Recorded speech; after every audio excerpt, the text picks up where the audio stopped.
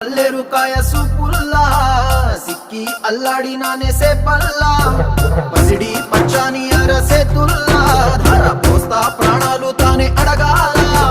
సీతాకోక